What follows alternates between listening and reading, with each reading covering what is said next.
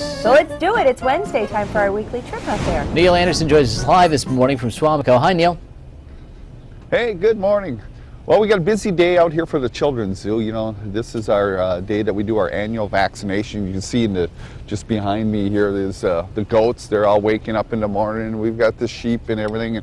But, you know, part of a good preventative medicine program out here at the zoo is a vaccination program as well. You know, and what we do is annually we vaccinate almost the entire collection. You know, that's one thing you'll find if you're an accredited zoo, that one of the things that we must do is go ahead and vaccinate our collection. It's important because it's protecting these animals from potential diseases.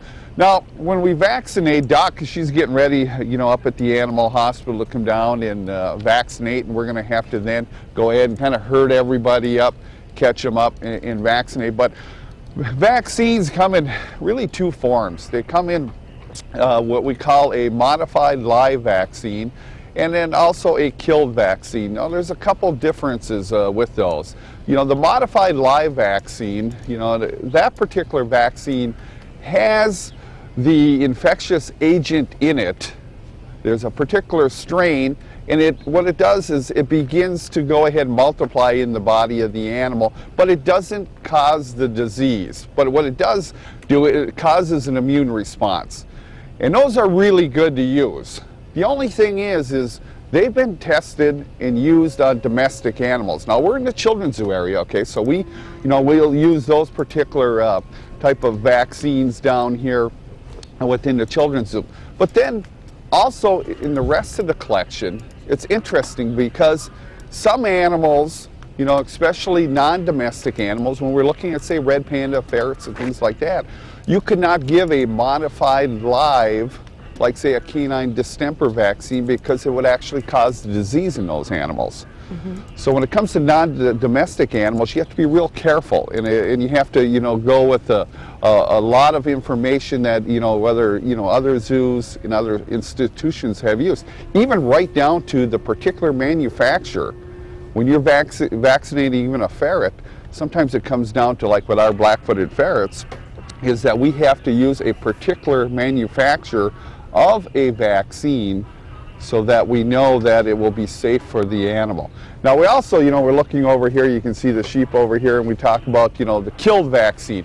One thing with killed vaccine, and that's a vaccine that the strain of that infection agent, the strain of that has been heated or chemically treated so that it is not live, but it will produce then an immune response. Maybe not as well, but it will produce an immune response.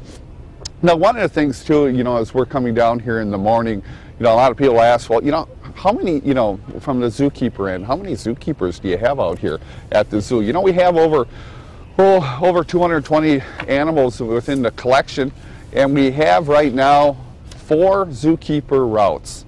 So that means we have 4 zookeepers that work 8 hours a day, and they have different sections. And we're actually putting a 5th, an overnight keeper on, and we're starting to train, that individual. But this is a great area to get a new zookeeper trained, is working with the domestic animals. So they get the opportunity to kind of learn, you know, how to properly observe, how to check their animals out, you know, how to do those things, you know, and those are all the stuff that, you know, they're not going to teach in school.